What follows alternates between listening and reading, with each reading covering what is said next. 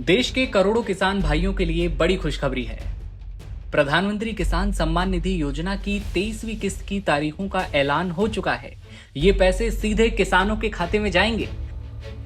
लेकिन कौन सी तारीख है वो जब आएंगे किसान निधि के 2000 रुपए, साथ ही वो 5 बड़ी गलतियां जो रोक सकती हैं किसान निधि के पैसे, अभी जान लीजिए। सबसे पहले तो आपको बता दें कि किसान निधि की 23वीं किस्त 20 जून 2026 को जारी की जाएगी।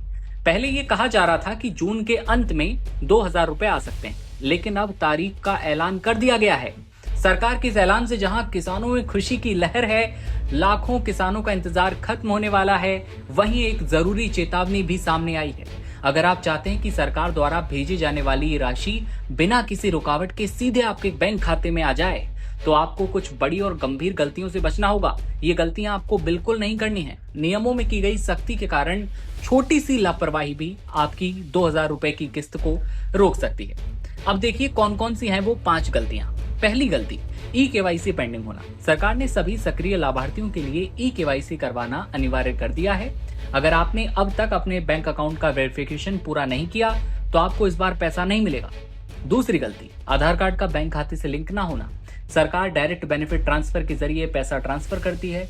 इसके लिए आपका आधार बैंक खाते के साथ सीड मैपिंग होना जरूरी है। तीसरी गलती, जमीन का वेरिफिकेशन अधूरा अगर है आपका तो फिर पैसा अटक जाएगा। पीएम किसान योजना का फायदा केवल वास्तविक जमीन मालिकों को देने के लिए लैंड सीडिंग का ऑप्शन है ही। अगर आपके सरकारी राजस्व रिकॉर्ड में कोई विसंगति है, कोई गलती है, तो पैसा अटक जाएगा। चौथी गलती जो आपके पैसे को अटका सकती है, आवेदन फॉर्म में गलत विवरण भरना।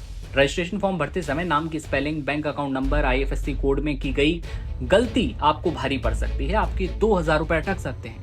ध्यान रहे कि आपके आधार कार्ड और बैंक पासबुक में दर्ज नाम बिल्कुल एक जैसा होना चाहिए। पांचवी गलती, पात्रता के कड़े नियमों का उल्लंघन। यदि परिवार का कोई सदस्य इनकम टैक्स भरता है या आपने 1 फरवरी 2019 के बाद किसी दूसरी जमीन जो है खरीदी है, तो आप इस योजना की शर्तों के मुताबिक पात्र नहीं हैं, अपात्र घोषित किए जा सकते हैं। और ऐसे में अगर आप जानना चाहते हैं कि भाई बैंक अकाउंट में पैसा आया या फिर नहीं, आपके खाते में 2000 रुपए की जो किस्त है वो आएगी या नहीं, तो आप इसकी जानकारी ऑनलाइन भी देख सकते हैं, या फिर आप कहीं जाकर, जिनके पास कंप्यूटर है या फिर जो मोबाइल का ज्ञान रखते हैं, उनसे भी ले सकते हैं।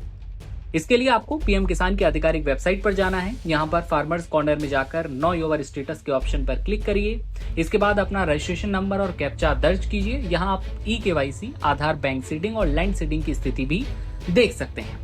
तो इस तरह से आप अपने अकाउंट में 2000 रुपए आए या नहीं ये चेक कर सकते हैं। साथ ही बैंक खाते में जो 22वीं किस्त आई थी उसका स्टेटस भी आपको देख सकता है। तो आप बताइए, क्या फिर अब ये इंतजार खत्म होने वाला है? 22वीं किस्त आपके खाते में आई थी या नहीं, ये भी कमेंट में बताइएगा। और देखते रहिए देश दुनिया की हर खबर नवभारत टाइम्स पर।